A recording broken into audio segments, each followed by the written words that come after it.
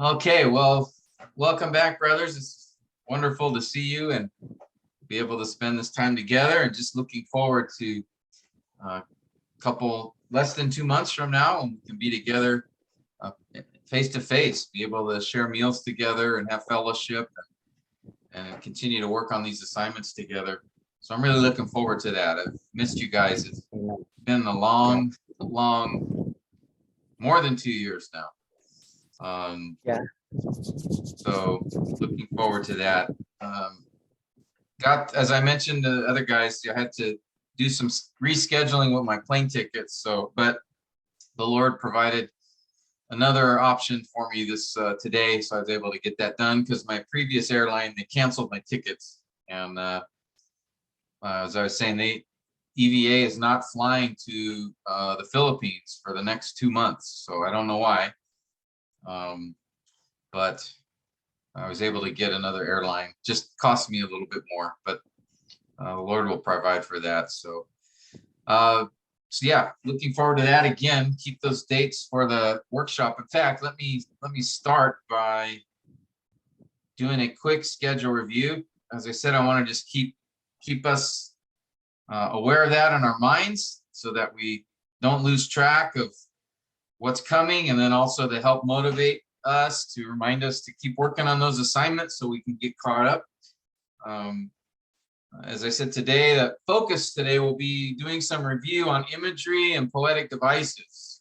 It's been a little while since we looked at that. The next assignment that's due for your excuse me, module 3 is assignment number 317, which is the imagery and poetic devices analysis for your Proverbs passage. So we'll take a look at that. But before we do, I wanted to take a moment, just a few reminders, again, between now and May 24th, which is 4 weeks from now.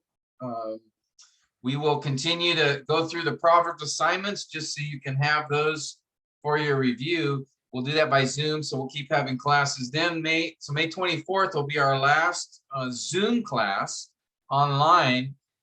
Before the next time we'll meet after that, Lord willing, we'll be in person together for the Module 3 workshop. So with that, I've put down a few dates just to kind of help you gauge things, but I put June 7th, which is about 6 weeks from now or so, as a target for you to get all your Module 1 and Module 2 assignments done, and then to upload those on the older Canvas account. And I mentioned, for most of you, if you can just have a goal of getting one assignment done per week, then I think you'll be able to make it. And if you don't have, I sent all of you the assignments that you still have left to do. If you lost track of that or want me to remind you of that, just let me know if what assignment you have left. But take a look at that list and start working through it, because I want you to be ready. For those of you that still have narrative sermons, or I think 1 or 2 of you still have some epistles to do, you're going to preach those in the Module 3 workshop. All right, that's where you're going to preach your Module 1 sermon or your Module 2 sermons. Okay, if you want to preach your poetry or your Psalms or Proverbs passage, you can do that if you want for Module 3 workshop. If you want to get ahead a little bit, that's perfectly fine. But for the Module 3 workshop, I just want to get everybody finished with Modules 1 and 2. All right, that's the goal. And then, of course, in Module 3 workshop, we can work on assignments and things together there as well. I'll give you more details as we get closer. Then, following that Module 3 workshop, which again, here are the dates, targeting June 20th to 25th. That's a Monday to, I think, Saturday, and mostly Monday to Friday. I think hopefully we can get all of it done by Friday, and then Saturday would be free. But these are the dates, so we'll make arrangements. Next week, we'll talk more about those details of the itinerary and the schedule and things, and discuss that with each other at the next Zoom meeting next Tuesday. But for now, I just want to remind you on these particular dates. So September 1st After module 3 workshop, then you're going to need to work in earnest on getting your Psalms and Proverbs assignments done for module 3. And you can go back to working on those once you finish the module 1 and 2 assignments if you want. I encourage you to work and be ahead if you can. All right. And of course, on those, you'll upload those to the newer Canvas module on TMAI.instructure. And then this is tentative. Module 4 be in person late September, maybe early October. We'll discuss those dates when we get together at the module 3 workshop. And it is there in module 4 you can preach your poetry sermons. That is your module 3 sermons. Again, as I said, if you want to preach those during the module 3 workshop, you are welcome to do that. They aren't fully or finally due until the module 4 class, but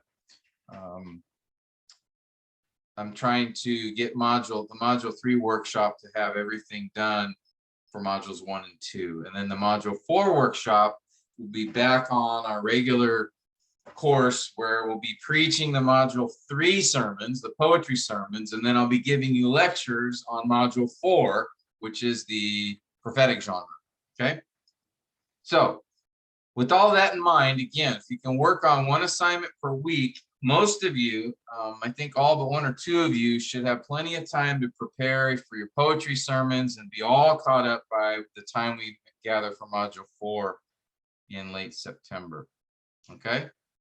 So any questions on any of that before we get to our assignment review today? Anybody have any questions?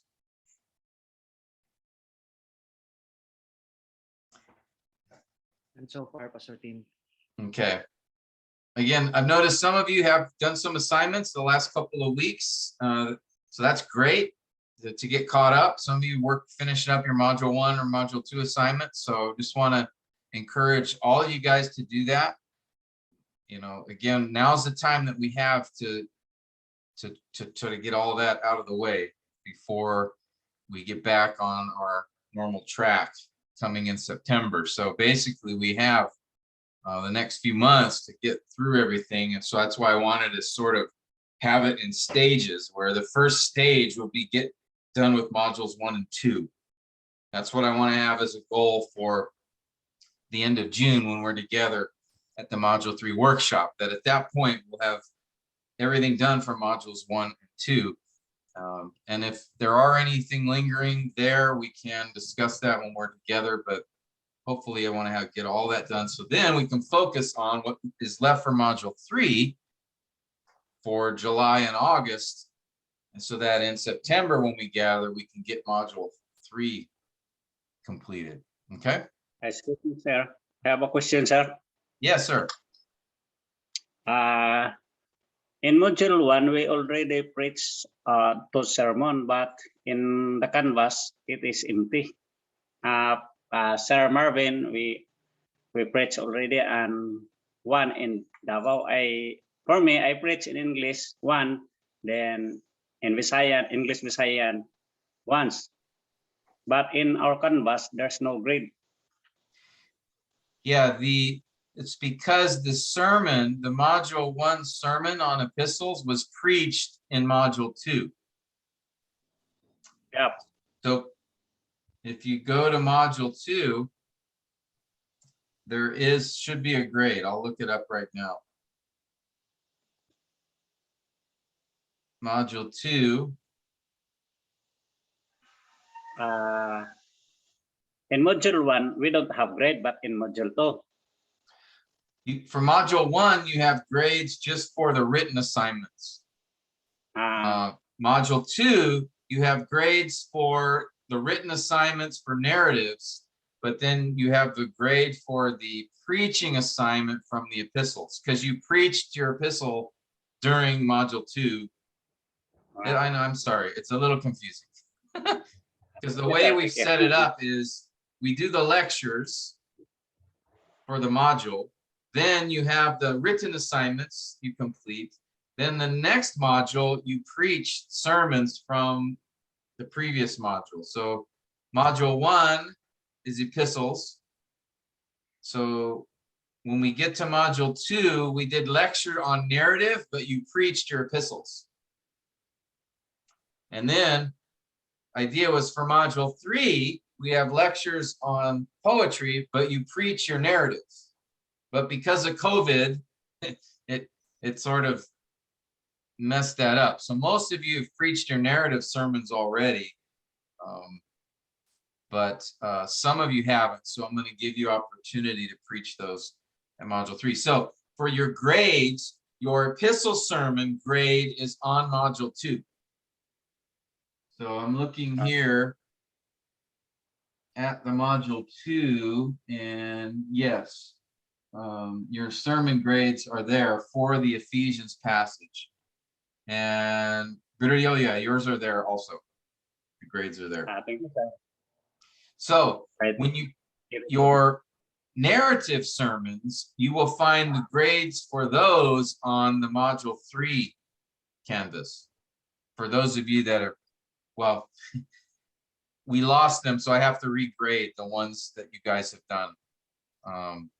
But that's where you will find those grades for your narrative sermons. Then when you preach your poetry sermons, those will be shown on module 4.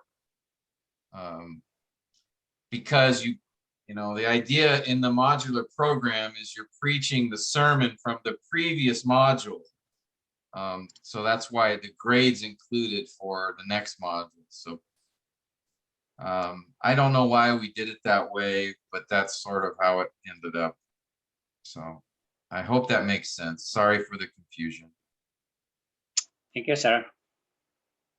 Okay. All right. Any other questions on the schedule? Again, brothers, just my encouragement to you is just put time on your calendar. Just mark it there, you know, block out a time each week, just CDO assignments, and give yourself a few hours, 1 day a week. Yeah, Michael? Bye. Pastor Tim, with regard to the submission of the preaching of module 2, second, the John. So if I'm done already with the sermon manuscript and video. The problem is where I can send it in the new or old canvas, because according to you, the module 2 preaching will be posted in module 3, something like that, or module 1 to Yeah. module 2. So I'm going to send it or submit it to the new canvas, Pastor Tim. Yeah, you can do it one of 2 ways. If you've already recorded it, you can send me a link. This is for your John passage? Yeah. Okay. Yes. You can send me a link for module 2. There's an assignment. Here, I'll show it to you.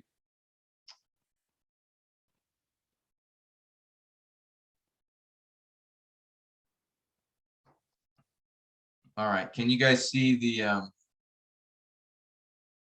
That's the older one, Pastor yeah, Tim. this is module 2. And I'll go to assignments.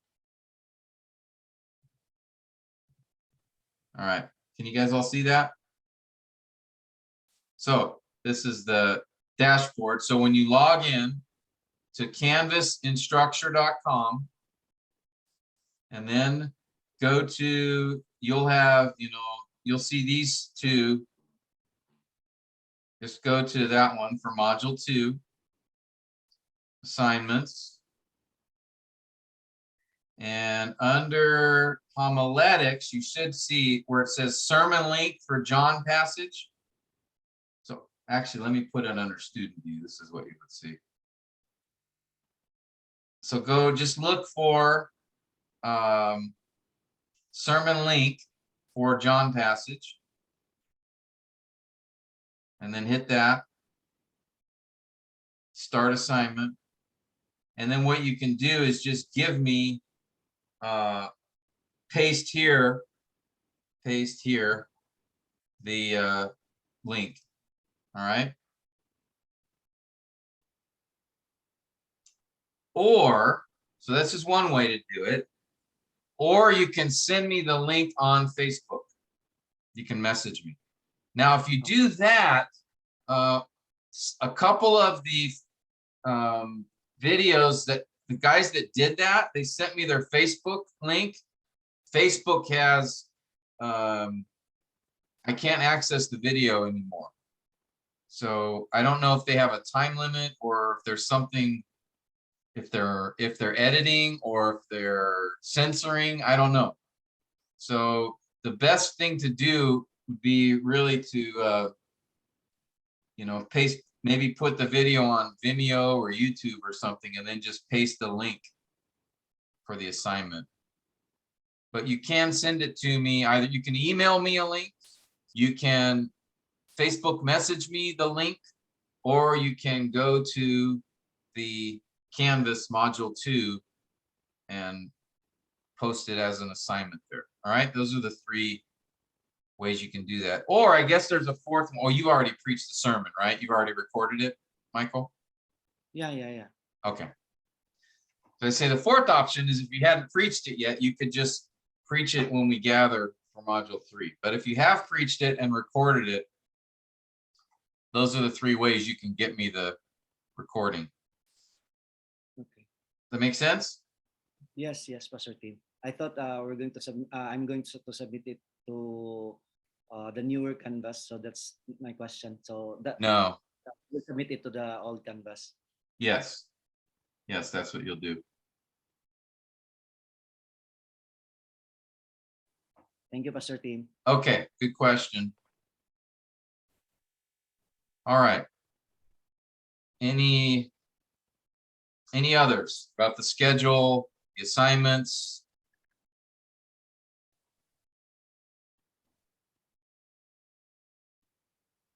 And again, you can refer to my Facebook message to you that I sent a couple, 2-3 weeks ago now, that recorded the assignments, the sermons that you needed to complete. All right. Okay. All right. So let's look at this next assignment. Assignment for module 3 is assignment 317, which is the imagery and poetic device analysis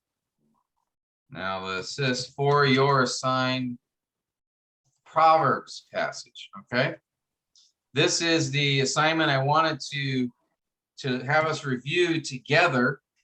So just again, so you'll be able to have this recording, because I'm recording this, you'll be able to have it. So when you go through the assignment, you can have this to help you as your guide. And again, if you look at, I've already, if we go back to our canvas here, I've already uploaded the, let's see, let's do this. Let's go to TMEI.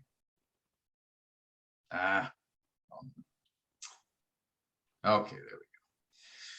All right, so if we go to module 3,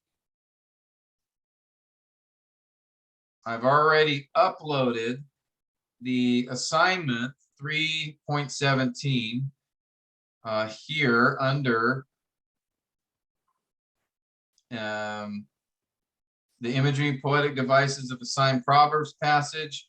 And you can download the example assignment here, which is again, follows the same format that I've done for the others, which is I give you instructions for the assignment. I give you an example that follows those instructions. And then I give you space for you to complete this for your passage. Okay, whoops. I think I forgot to do that on this one. I need to submit this. Sorry about that. Somehow that got erased. So I will resubmit that, but you'll have a third part, which will be space for you to submit the assignment for your passage. So what I'd like to do for us today is just sort of go through and review the imagery and the poetic devices, and that'll help hopefully stir you up by way of reminder so that you can be better prepared for this assignment. And if you're not able to get to this assignment till a little later, you can at least come back to this particular video if you need to review the key parts. But before we do that, I want to look at the imagery and poetic devices and just talk about that a little bit. All right, so to do that, I want to remind us, ask ourselves a key question. What are the three key elements or characteristics of Hebrew poetry? Does anybody remember that? We talked about it at the very beginning of this module. There are three characteristics that make up a Hebrew poetry, three elements that we see in it. Anyone remember one of those three? Rhymes. Terseness. Terseness is one. Terseness. All right. And what is terseness, Sid? What does that mean? It's short. Short. Yeah. Pithy. Even some might call abrupt, but yeah, it's short. Brevity. Abbreviated. Brevity. Yeah, brevity. Good. All right. Okay. What's the second? Structure. Good.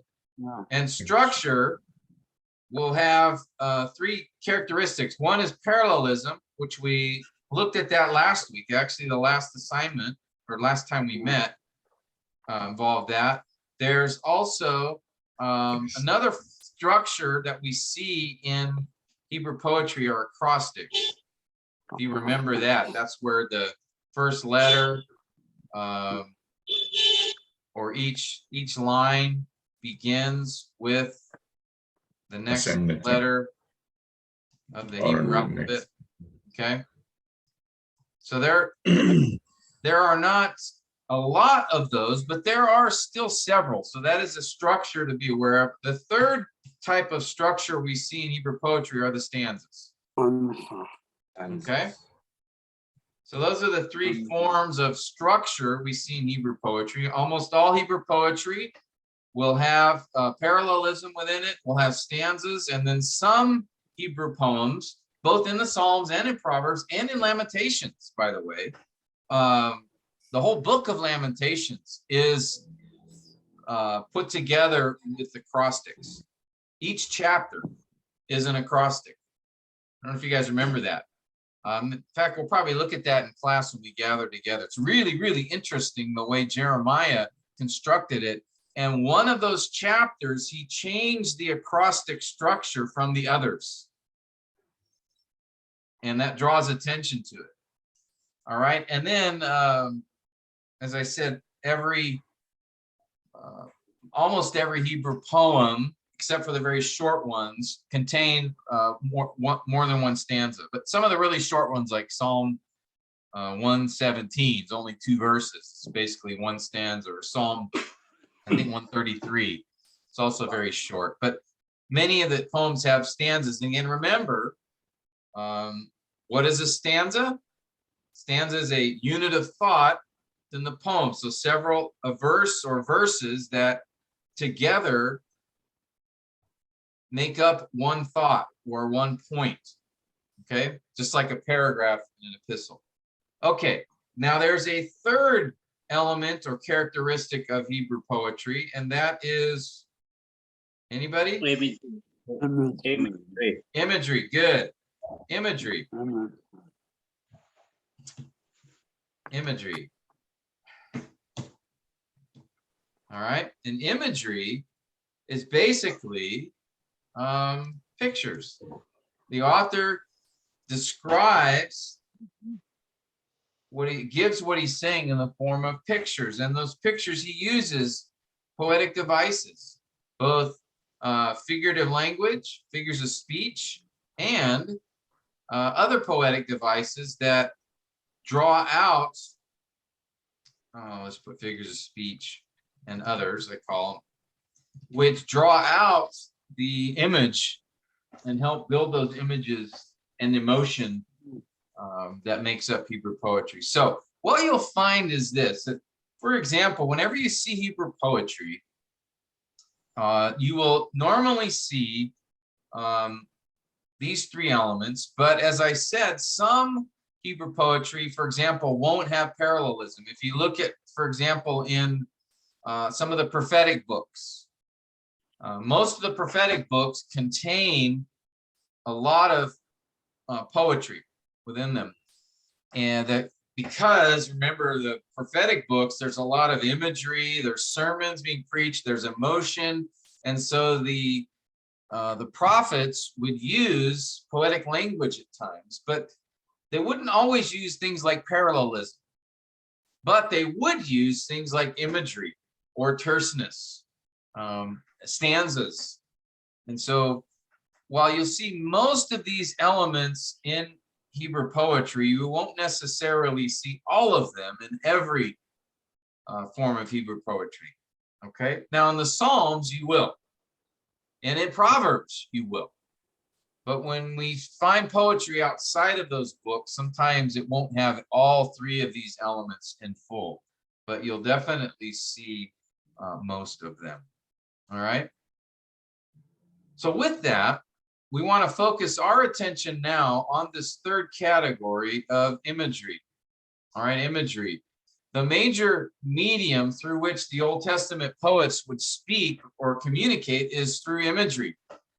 Again, remember, they painted pictures, and they painted those pictures using poetic devices, particularly figures of speech or other devices that would enhance, would focus, would give in our minds an image that is full not only just of a picture, but also of the emotion that comes with it.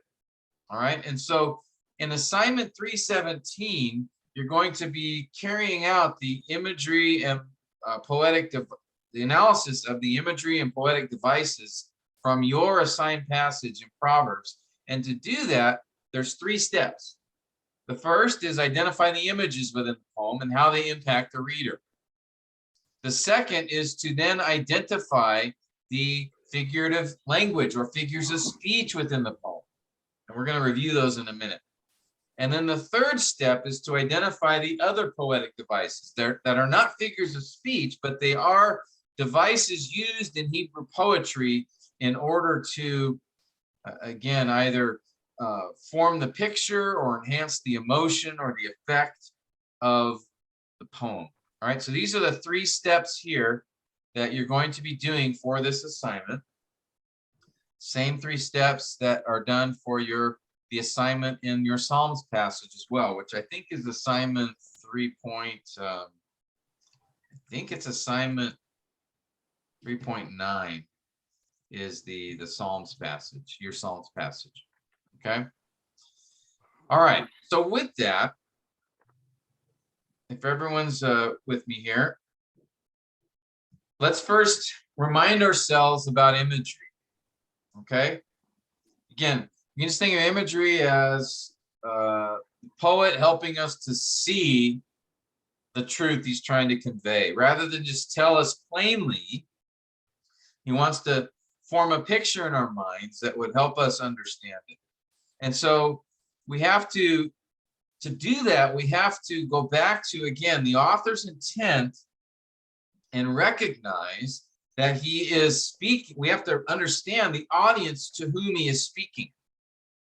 Okay, it's not how would you understand this image, it's how would they have understood that image. Okay, this is very important. It's kind of like when we talk about the author's intent. All right, it's you can't interpret through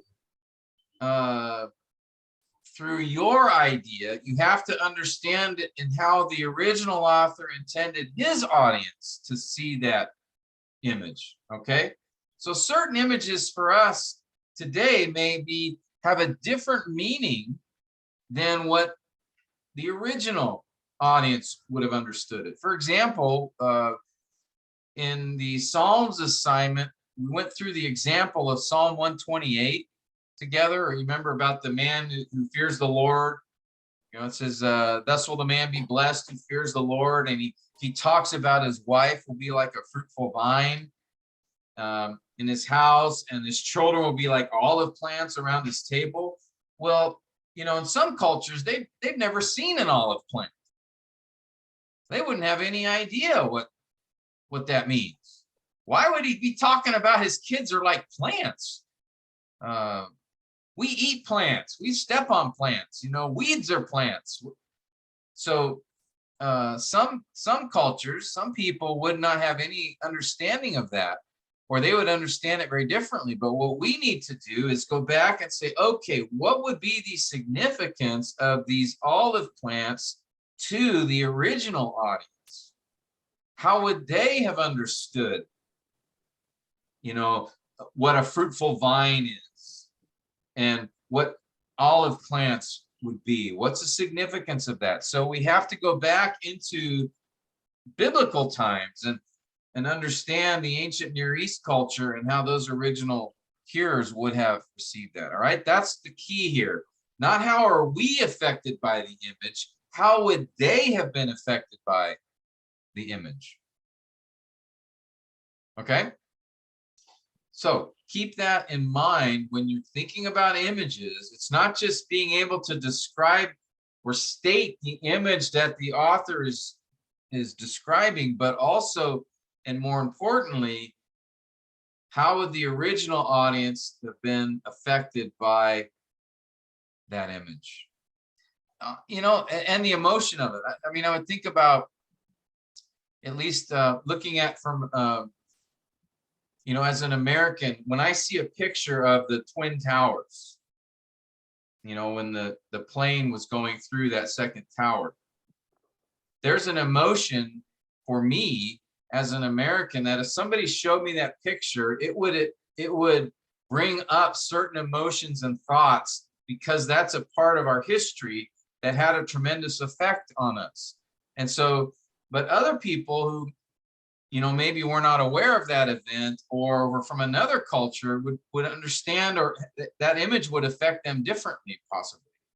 So, and that would be true for any culture, right? There are certain events, certain pictures, certain images that would have a particular effect or meaning to that culture that might be different or seen differently than in other cultures, right? So this is going to be the case for, you know, biblical poetry. We have to remember we're entering into the world of, you know, Hebrew poets, Hebrew authors from, you know, more than 2,000 years ago, in some cases 2,500 years ago, writing to a different people in a different time, in a different place, with a different cultural background. Okay. So all that to say, just keep that in mind as you identify images in the poem and seek to interpret those images, that you do it from the perspective of the original audience. All right. And as you do that, you need to be able to answer the following questions. What images does the poet give within the poem? What images do you see there?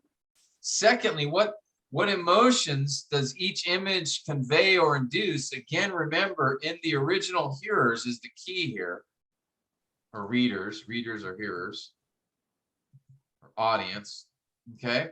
And then third, how would the original audience understand those images? What would be their impact? All right. I mean, if you take all three of these questions or questions together, the idea is, what does that image mean? I mean, that's the bottom line. What does the image mean? But that meaning will be conveyed in the shared understanding of the culture, in the emotions that picture would bring out from the original hearers because of their understanding of it. So, but this is the question you're seeking to answer. What does the image mean? Again, not what does it mean to you or to the present day hearers, but what did it mean to the original audience? Okay.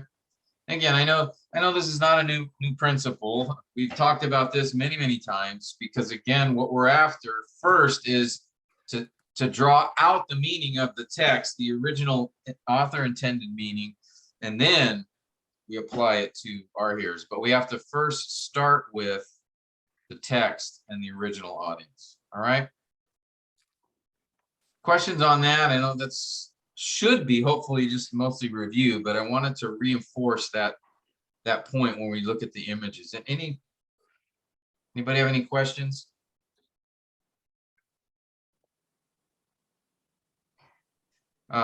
There's a example here that should be familiar to us. So I'm going to ask Sid if you could read that. This is just the first half of Psalm 23. So if you could read that, then we'll talk a little bit about the imagery here.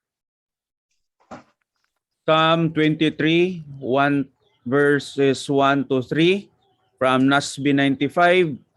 The Lord is my shepherd, I shall not want. He makes me lie down in green pastures. He leads me beside quiet waters. He restores my soul.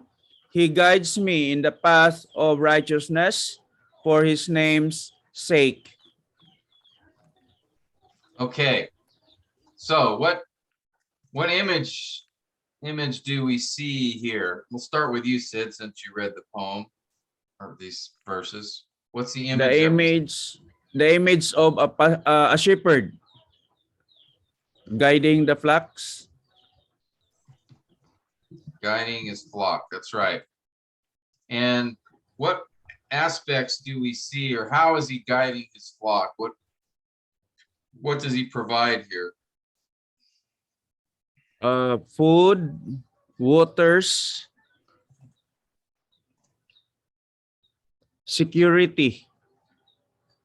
Yes. Notice, right? Green pastures, quiet waters, and then even more than just security, he restores my soul. So there's a sense of comfort, restoration. Okay. So, and it's Yahweh, image of a shepherd, in this case, Yahweh,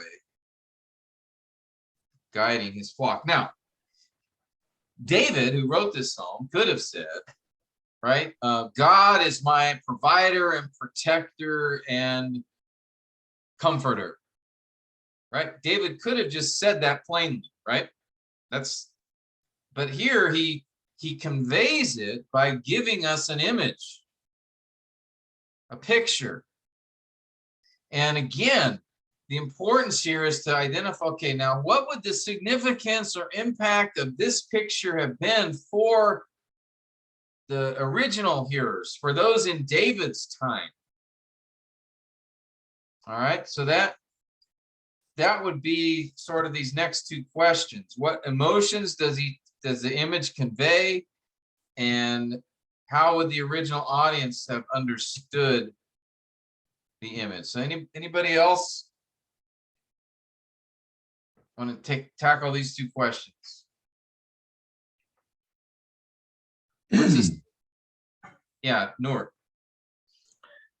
I believe in the culture back where David lived. Almost every family relate to that, because that is lifestyle, shepherding. So Yes. they know what it really means as a good shepherd. So they relate that to the Lord much more than the human shepherd. Yeah, I didn't raise sheep, but I helped my grandfather raise cattle. And they're, many times were very dependent upon us to provide food for them, to provide safety for them. There were there were lions. And we raised the cattle in the mountains. There were mountain lions there that would eat them. So we had to build fences. We had to watch out for these things. There was also in the winter time, there was no grass. So we had to bring hay and grain to feed them. So, so if someone were to describe an image of a cow to me, taking care of a cow, I would have a great sense of what that means and what the challenges are and the importance. Well, in the same way, right, as Noor said, many families had sheep, especially in Israel, right? They were part of the sacrificial system. So certainly most every family had at least some sheep, not only for sacrifice, but for other things as well. So they understood what was involved in providing for and protecting them, right? Any other comments or thoughts, either about the original audience, how they would have understood the image, what emotions the image here conveys? Anybody?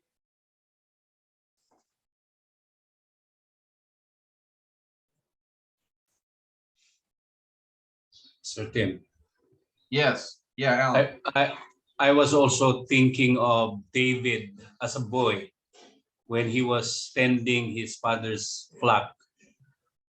And it might be that he's so caring of those sheep, and now he's reflecting that care to God, onto God as the shepherd, Yes. my shepherd, as he said. Yeah, and you think about even, yeah, David obviously had personal experience with this image, so he would very much understand this picture. And, the way that we would try to figure this out, because I don't know if any of you have ever shepherded sheep. Like I said, I haven't. I've been involved with cattle and horses, but never sheep. How would we find the answer to these questions? Let's say it's somebody who grew up in the city, never even seen a sheep for real, only pictures of it. How would that person understand what this image, what it means and the significance of it to the original audience? Anybody? How would you figure this out if you don't have the experience yourself?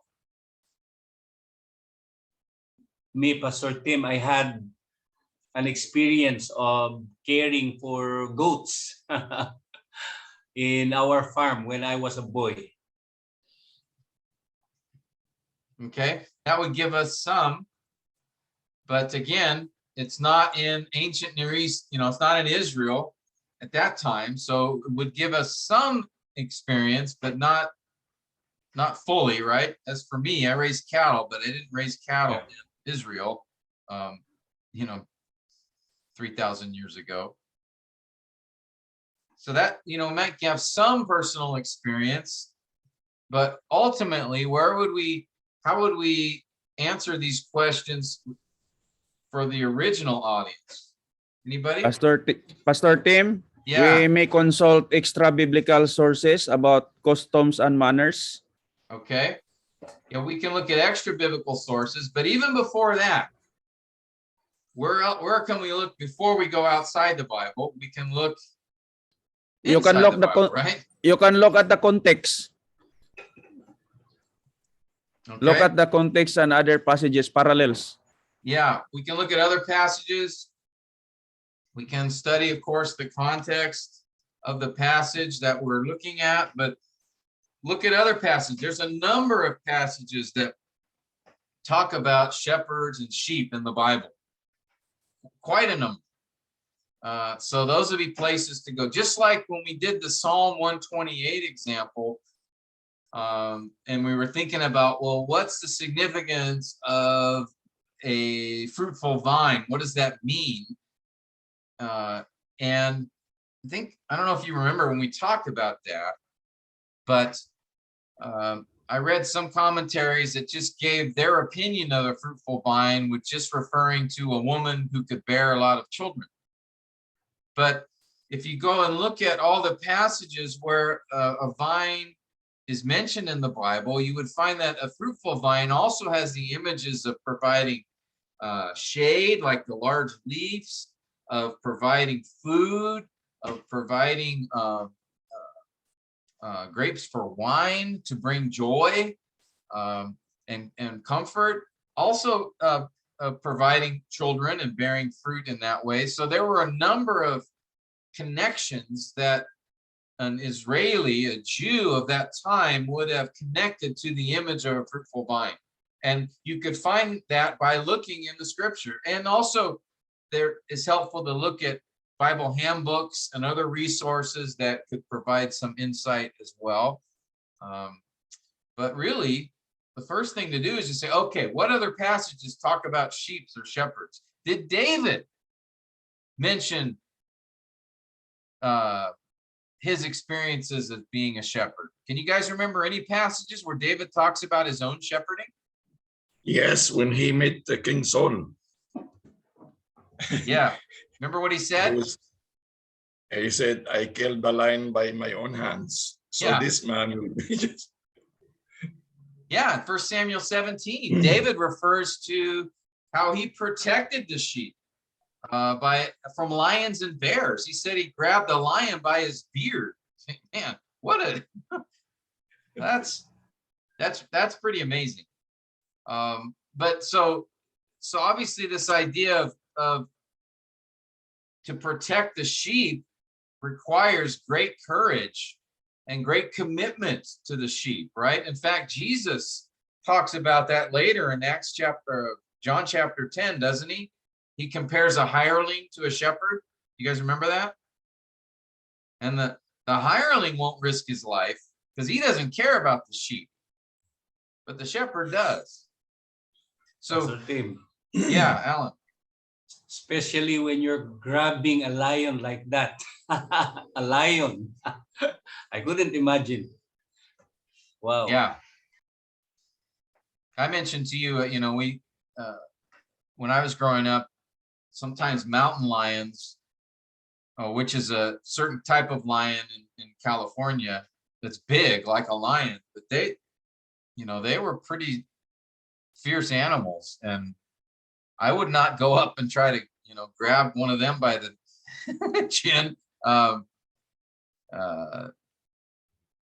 But here you get, so we do, there are passages in scripture that will give us understanding of other passages in scripture. And here's one example. You just could look up, all right, what do we learn about shepherds from the Bible?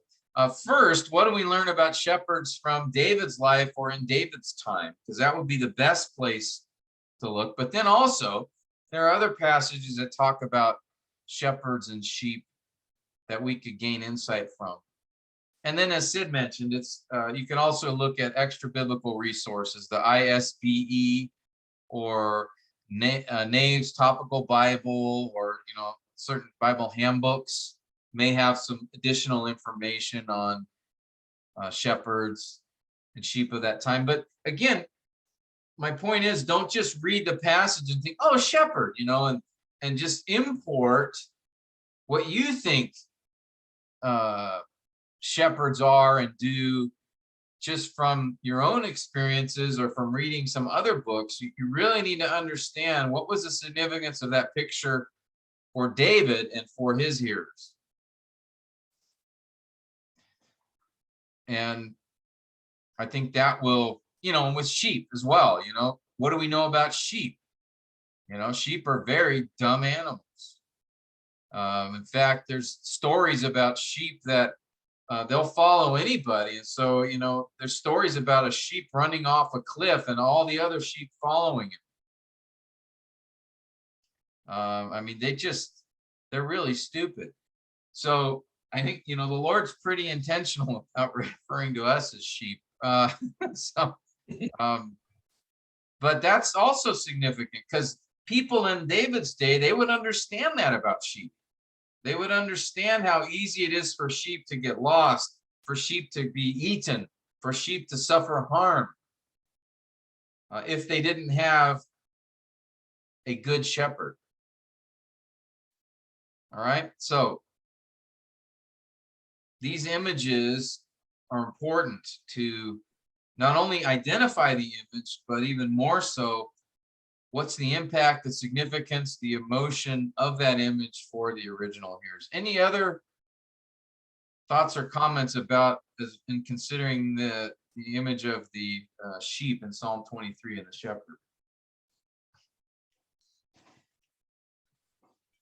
In the context itself, Pastor Tim, Yeah, because as you said, we have to try to connect to the mind of the writer himself.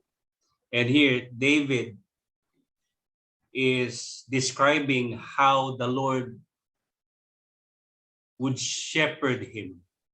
Here in verses 2 to 3, I think even verse 4, when he says, even though I walk through the valley of the shadow of death.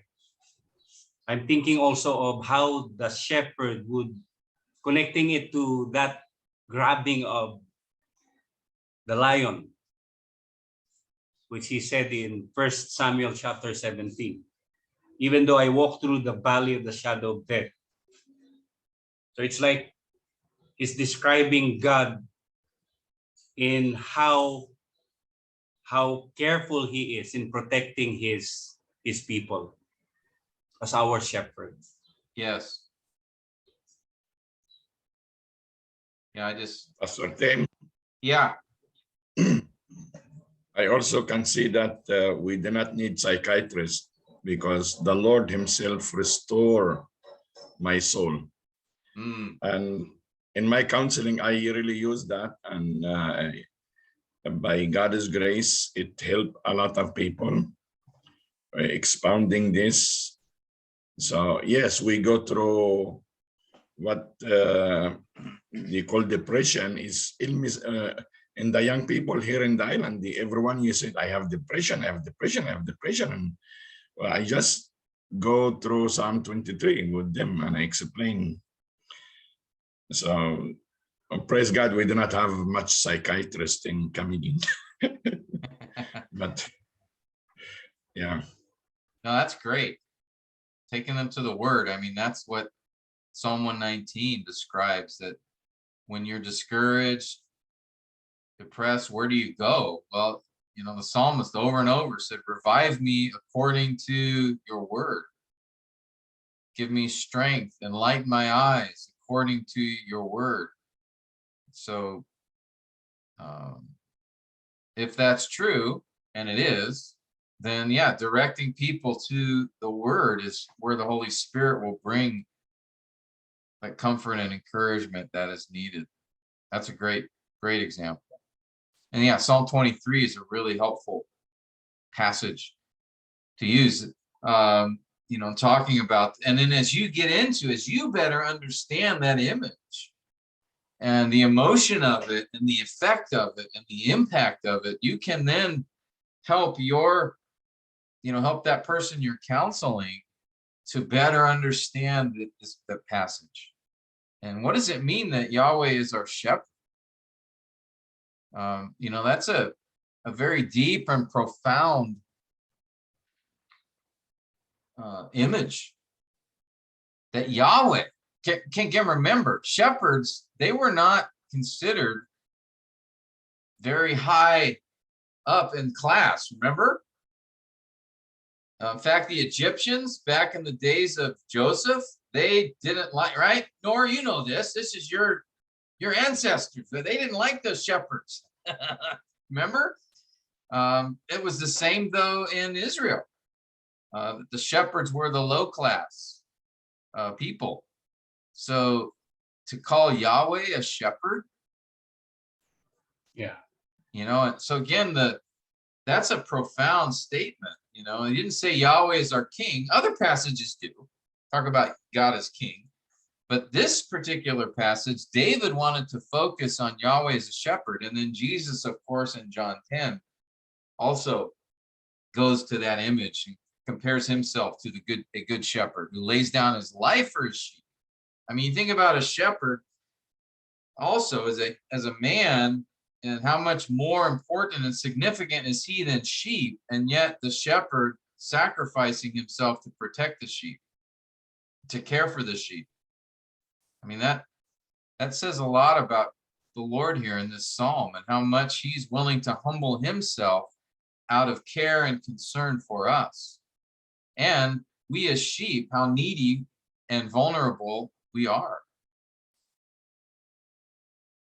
Pastor Tim, it Yeah. could also picture relationship, the relationship of the sheep and the shepherd. Yeah, in what way? In what sense? The one being being expressed in verse 1 to 3, leading to pastures, finding quiet waters, restoring the soul. That could be pictured as an intimate relationship between the sheep and the shepherd. Yeah, and they would know often, right, that sheep sometimes would have to be carried. That sometimes sheep would get lost. The shepherd would go and find them. But yeah, even the care and tenderness here, right, to lie down in green pastures, quiet waters. He restores my soul. And then, yeah, even as Alan mentioned, verse 4, walking through the valley of the shadow of death, your rod and your staff, they comfort me. A certain part of verse 3, he guides me in the paths of righteousness for his name's sake. That could picture a relationship. Yes. Yes. Yeah, it's more than just giving us food and nourishment, right? It's also our inner needs, if you will, right? He provides for that. And then there's even additional pictures. Notice David mixes imagery here in verse 5. He talks about preparing a table in the presence of my enemies. And then another image, you've anointed my head with oil. Another image, my cup overflows. All right. So you've got multiple, and then another image, goodness and loving kindness following me, pursuing me. So here we see a mixture of images being added onto the one of the shepherd from these first 4 verses here.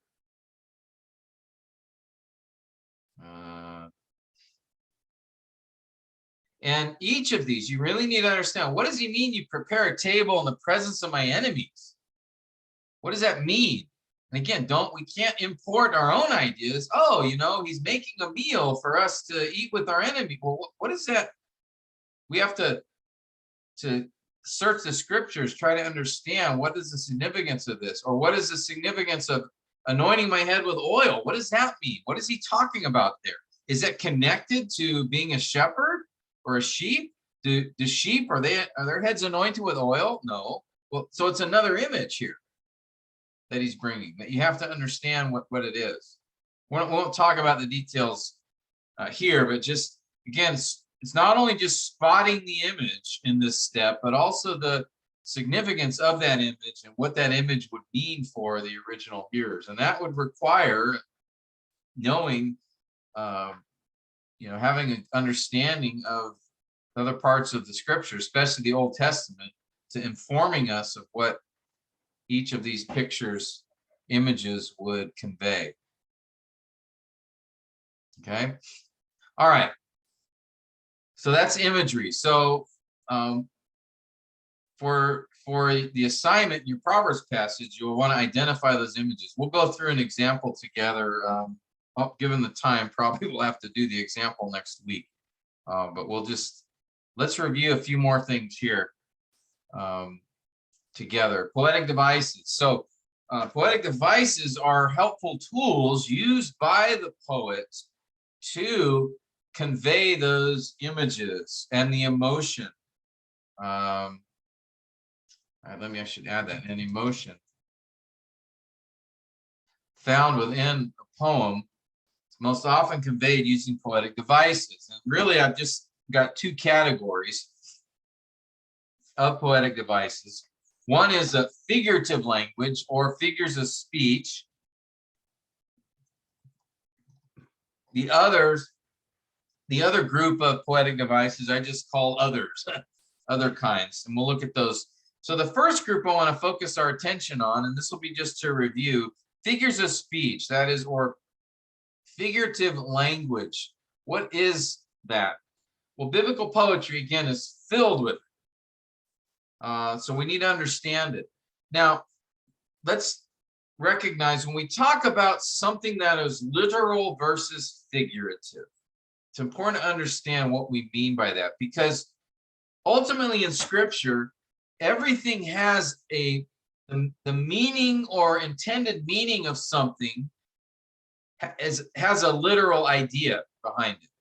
The truth that is being communicated in the text is a literal truth.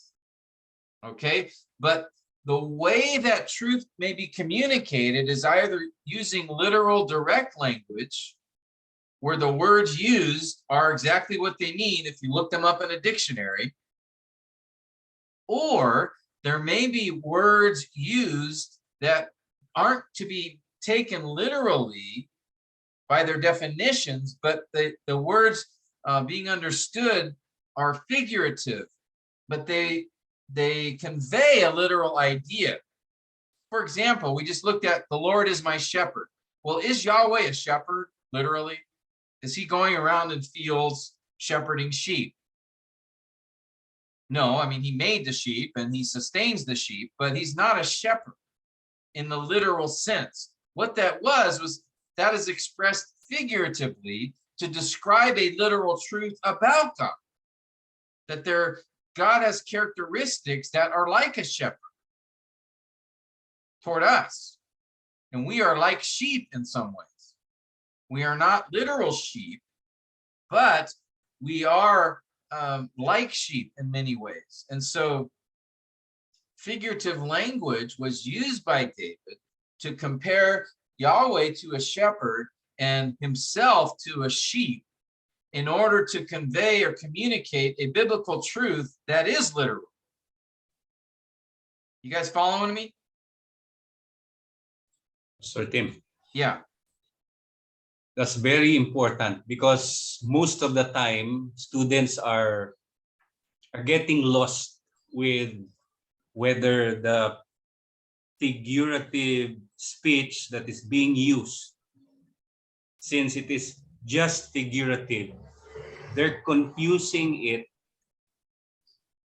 to the fact that although it's figurative, the truth is still the same. It's literal. The figures of speech are just vehicles to communicate the same truth. So Yeah, the that's a truth good- it must stand clear, although in the Bible or the passage is using an image or figures. Yeah, that's a good way to put it. The figure of speech may be figurative, but it's pointing to a literal truth. So we have to, the reason I bring this up is sometimes, especially when we talk about like eschatology or, end times, and there's, people have different opinions. And so they'll say, oh, he's just interpreting that figuratively. Well, what I'm trying to say is figurative language can be used, but you can still be interpreting the passage literally. Meaning, I understand here, the author is trying to communicate a literal truth. Now, he may communicate that truth either by expressing it directly. God cares for and provides for and protects me. Okay, that's a literal truth, correct? And I stated it using literal language. Every word I use, you could look in a dictionary, and the definition there of each of the words I use would follow what I meant. Or I could say, Yahweh is my shepherd. I shall lack nothing. He leads me to still waters. I lay down in green pastures. So now I'm using figurative language. God isn't, David wasn't saying that God literally puts him in the grass and makes him lie down in it, or that God literally takes him to water to drink, or that God literally, he was using figurative language, words that their meaning was not directly defined in a dictionary, but that the meaning was expressed in a figurative way, but the meaning still had the literal truth behind it, that Yahweh protects and provides and cares for me. Okay, so just keep that in mind. Just because something is using figurative language doesn't mean it's not literal truth. I guess that's what I'm trying to say. Okay. Amen. But we have to be careful that we don't, and this is where others can get off, where they use figurative language and then say that it symbolizes something that the author didn't intend to symbolize. And that'll be things we'll discuss at another time. But for poetry, what I just want to emphasize is this particular point, that when we look at when something is literal, that means the words used follow the lexical meaning, the dictionary meaning assigned to the word. But in figurative language, the words don't strictly follow their lexical meaning. But they are intended to communicate a literal truth. All right, and that's what I express here. The poet may use figurative language, but he's intending to convey a literal truth, just as I use David in Psalm 23. He was saying something about God and about us by using an image, not a literal image, but one that was figurative. Okay, now, before I get on, I hope that makes sense. Any questions on that? Need any clarification?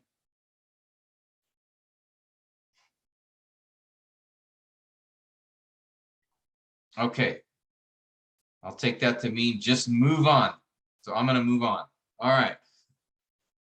Let's look at a few. We'll only be able to cover a few of these this morning, and then next week we'll cover a few more and then go through an example from Proverbs. All right, Lord willing. Probably the most common use of figurative language, not probably, I think the most common use of figurative language in biblical poetry is the comparison. And there are three forms of comparison. You guys probably remember that. Simile is the least direct comparison, where it says something is like something else. All right. He is like a shepherd. All right. That's a comparison, but it's the least direct. A metaphor, so that's a simile. A metaphor is a more direct comparison. Instead of saying he is like a shepherd, it's he is a shepherd. Now again, Psalm 23, the Lord Yahweh is my shepherd. All right, that's a metaphor. That's a strong comparison. Again, he's not saying that Yahweh is a literal shepherd of sheep, but there is something about Yahweh that is like a shepherd of sheep, and even more than just like, he uses the metaphor to make a strong comparison. He could have said Yahweh is like my shepherd, or like a shepherd, and that's a comparison, but it's not as direct as Yahweh is my shepherd. Now, there's a third type of comparison, which is the strongest, though it's not used that often, and it's called remember the hypocatastasis? You guys remember that fancy word?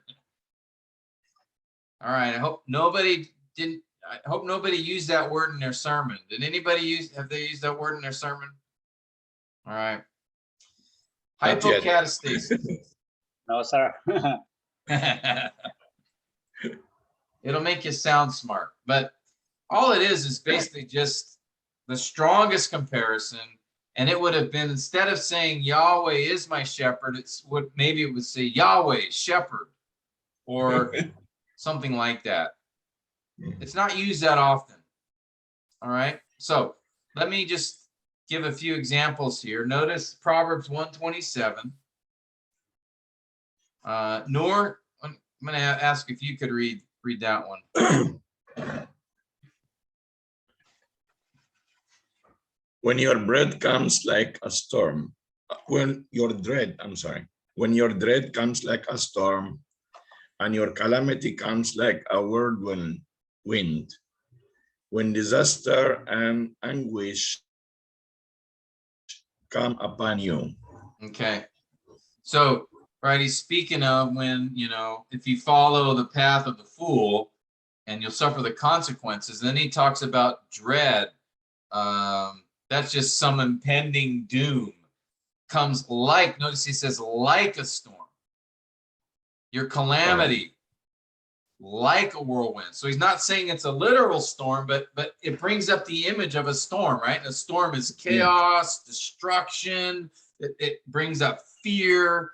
And so he's saying that's what your consequences are going to come on you like that. So it's making a comparison, but it's not the strongest comparison. We have another. So this is a simile here, right? These are both actually two similes. Now, the next one is the metaphor, right? Notice he doesn't say the Lord is like my shepherd. He says the Lord is my shepherd. Okay. All right. So if you see the word like or as, those are comparative terms, and that indicates a simile, the least direct comparison. If you see where one object is stated as is something, or when Jesus said, right, I am the bread of life. Is that literal or figurative? Figurative. Figurative, right? Jesus was not saying I am a literal piece of bread, even though the Catholic Church says that regarding the Mass. That's not what Jesus was saying. He was using a figure of speech. And notice he doesn't say I am like the bread. He says I am the bread of life. So that's a metaphor. That's a strong comparison. Okay. Now there's the strongest comparison used occasionally is you don't see like or is, you just see a declaration. Dogs encompass me. Now here, David is speaking, he's talking about his enemies in the context, and he calls them dogs. All right, because he's not speaking of literal dogs that surround him. In this passage, he's talking about his enemies. And he could have said something like, they, like dogs, surround me or encompass me. All right, that would have been what? What kind of comparison? What's it called? Simile. Simile. Simile. Or he could have said, they are dogs who surround me. Okay, that's a stronger comparison. And what is that? Metaphor. Metaphor. But he doesn't do that. He just says, dogs surround me. So he makes the strongest comparison possible here. And that conveys an emphasis. All right. And it's an image, by the way, as well, isn't it?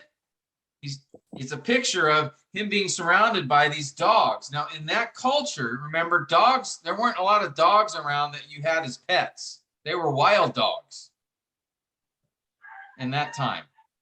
And so this was not a, it's not like in my culture, most people aren't around wild dogs here in the US, unless you live out in the rural areas. Most dogs here are pets, and so this image would not bring about the emotion of fear or of danger like it would have in David's day. If you were surrounded by dogs in his day, they were wild dogs that wanted to eat you.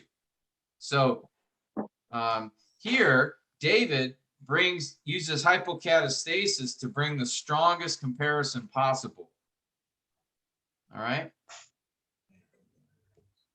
So those are the three forms of comparison: simile, metaphor, hypocatastasis. You will see simile and metaphor very often in Hebrew poetry, and you will see it very often as figure of speech in other passages. Jesus said also, "I am the light of the world."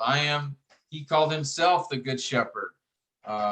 He called himself, "I am the resurrection and the life." He said, right? So he uses a lot of metaphors as he was speaking. Or he used a simile, right? When he talked about the one who listens to my words is like a man who builds his house upon a rock. That's a simile. He's forming a picture to communicate a literal truth. All right.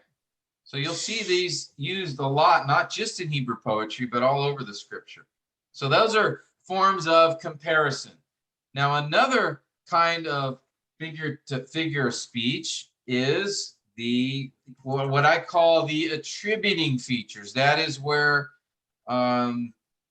you are attributing or describing certain characteristics of one object upon another. So, for example, personification. That is to attribute or express a human characteristic to an inanimate object. Okay? To describe something that's not alive as if it were alive. For example, let the rivers clap their hands. Well, do rivers have hands? No. Do mountains have mouths to sing? No. This is called personification, and it is often used by poets. That the trees of the forest also is described clapping their hands. So here it's the rivers. So this is figurative. He's not speaking of a river with literal hands clapping. So it's a figure of speech, but it conveys a literal truth, or he's presenting an idea of joy and praise and thanksgiving, emphasizing it to the extent of saying, let the rivers clap their hands. Or even Jesus mentioned this at the triumphal entry when he said even the rocks would cry out. That's personification. All right. A specific type of personification is when anthropomorphism, that is attributing a human characteristic to God. And we see this quite often. Here, for example, in Psalm 33, behold, the eye of the Lord is on those who fear him. Does God have eyes? No, right? But it describes him with eyes here. The eye of the Lord is on, well, what is he saying? This is figurative, but it's conveying a literal truth that God sees, or he gives attention to the one who fears him in this passage. Okay, the eye of favor is the idea here. Or he'll talk about the hands of the Lord, or the finger of God, or God's mouth. These kinds of things where that's an anthropomorphism. That is attributing a human characteristic to God. Again, remember, anthropos means what in Greek? Anybody remember? What's anthropos? Man. Man. And then morphism. Form. Good. Form. All right. So the idea of a man-like form being attributed to God. Okay. Personification is basically a man-like form being attributed to an inanimate, an object that is not alive. Okay. That's the difference. All right. And then there's finally a third type of attributing feature, and that is a zoomorphism. Zoos means animal or life. Okay. and it's attributing an animal characteristic to God. So for example, he will cover you with his pinions, and under his wings you may seek refuge. Well, God does not have pinions or claws, and he doesn't have wings, right? By the way, what kind of a figure of speech do you see in this third line here? Simile. Is it a simile or a metaphor? Metaphor. Yeah, metaphor. Remember, simile, you will see the word like or as. So if it had said his faithfulness is like a shield, that's a simile. But he uses a stronger comparison. He says his faithfulness is a shield. So this is here.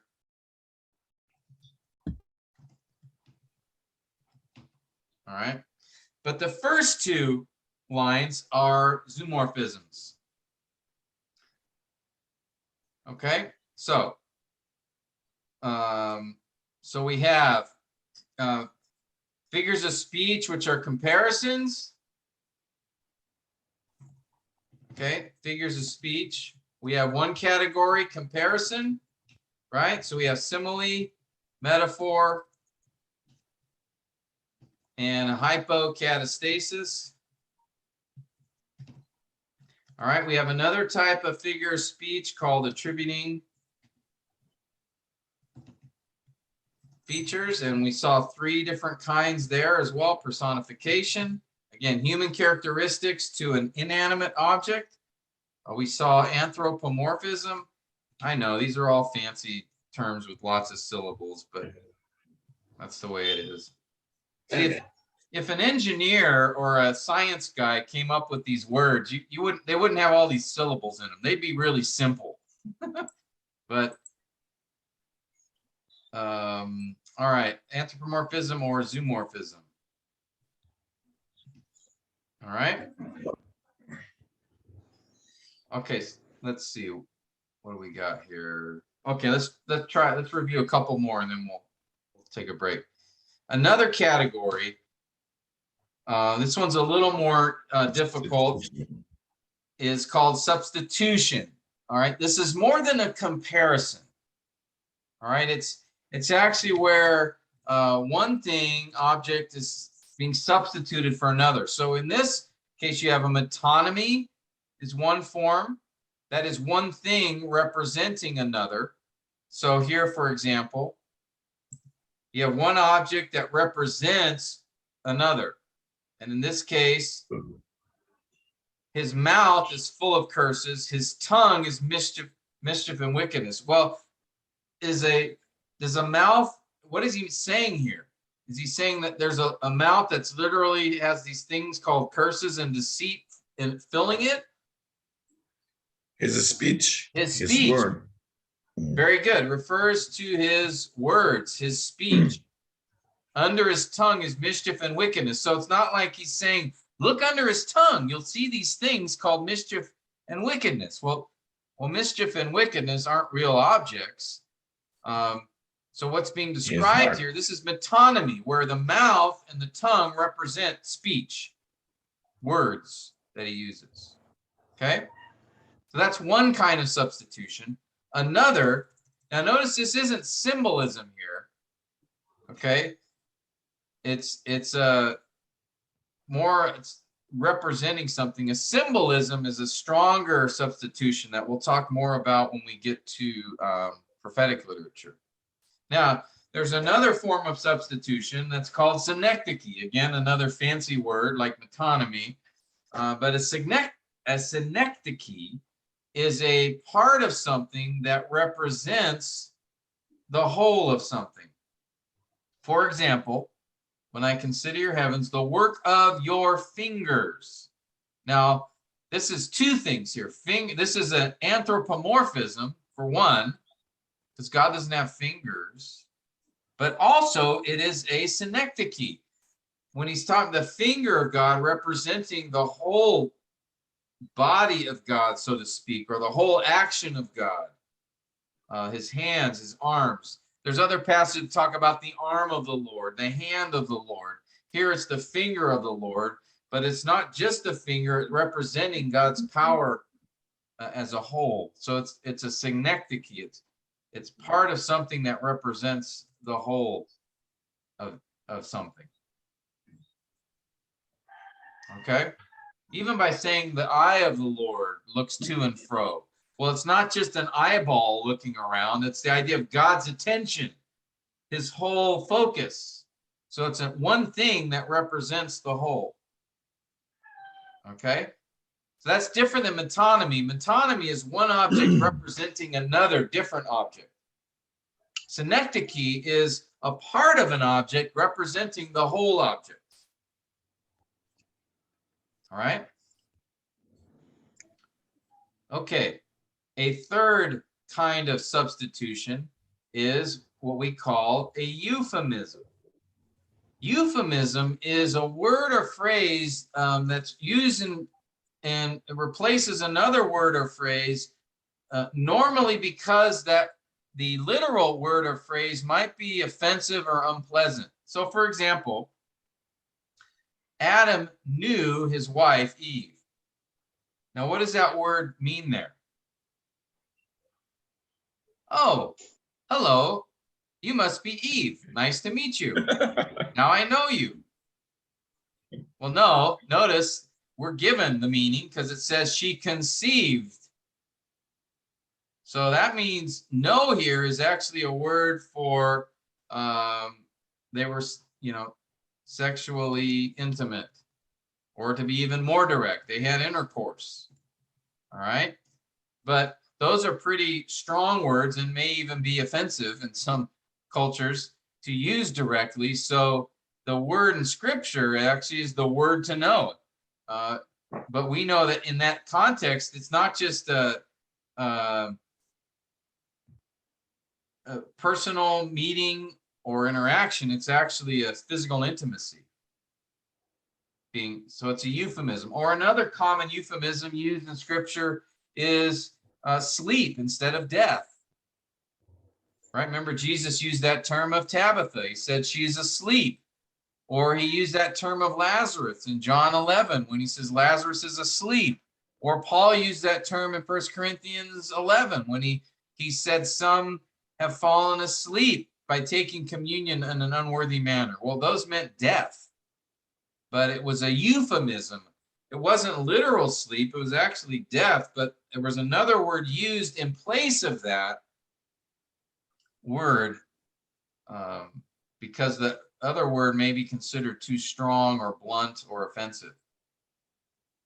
You'll see that sometimes in poetry. Song of Songs uses a lot of euphemisms because in that book, it's talking about intimacy between a husband and wife, and sometimes there are terms used there that are figurative because it would be too explicit to express them in a literal fashion. So you'll see a lot of euphemisms in the Song of Solomon. I didn't put them here because some of them are pretty direct, pretty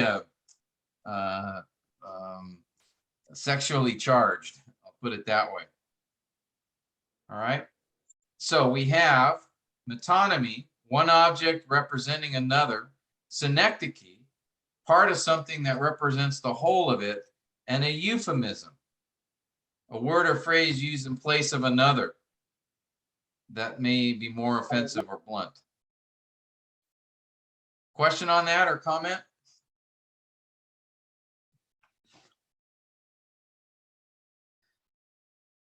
All right, and then finally, in the category of substitution, there's a fourth type. It's called an idiom. And that's an expression whose meaning is not discernible from the words used, meaning it's usually a group of words that is understood in the culture to mean something different than the literal meaning of each word. So it's a group of words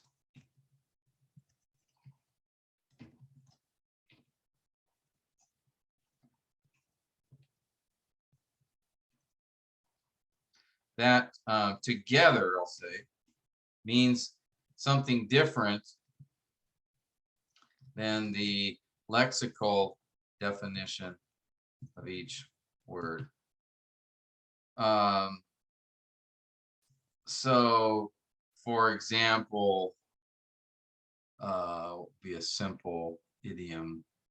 I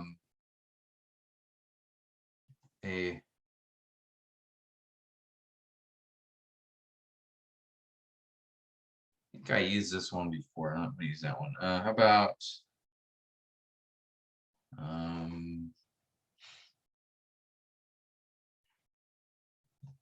it's raining cats and dogs.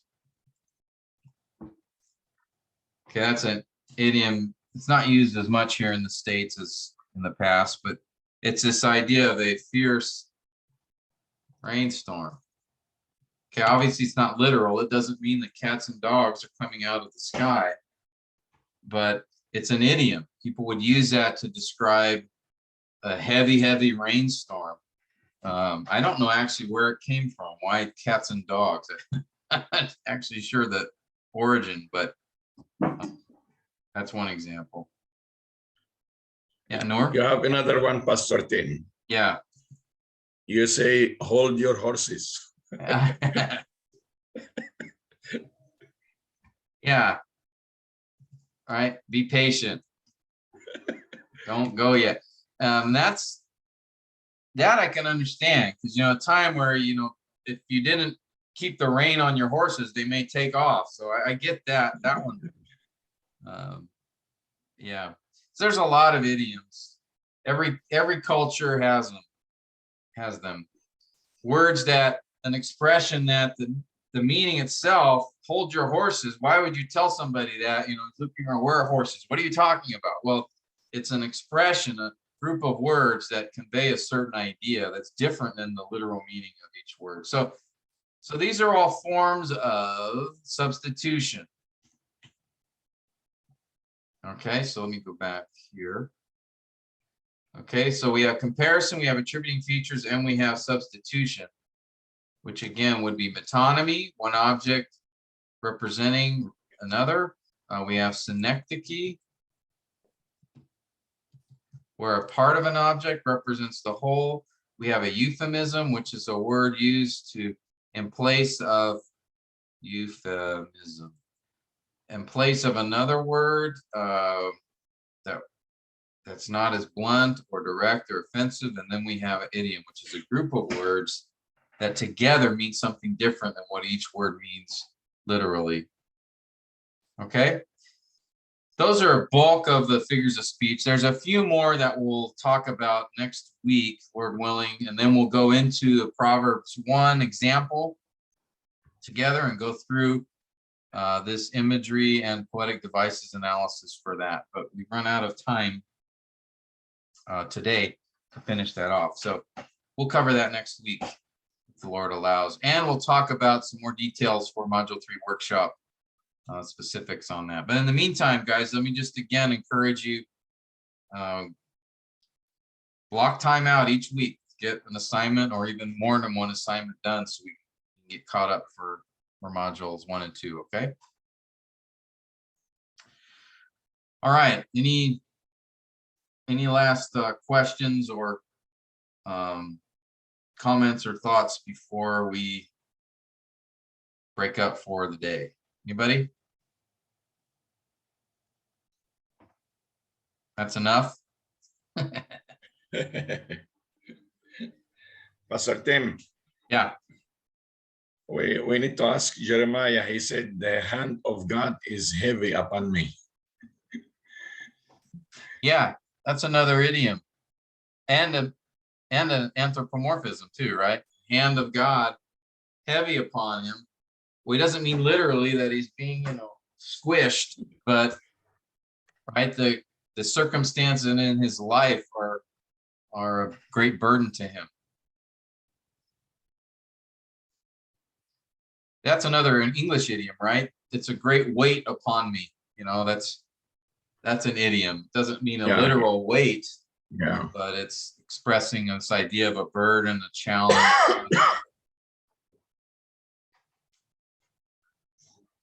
So you'll find lots of figures of speech actually used in everyday language, but especially in poetry, that's a pretty common feature.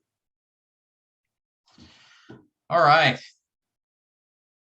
Well, I hope this review is helpful to stir up some of the things we've looked at in the past, and will be helpful for you as you look to the getting those particular assignments done for your Psalms and Proverbs passages. But if there's nothing else for today, I'll ask Brother Alex if you would be kind enough to close us in prayer, unless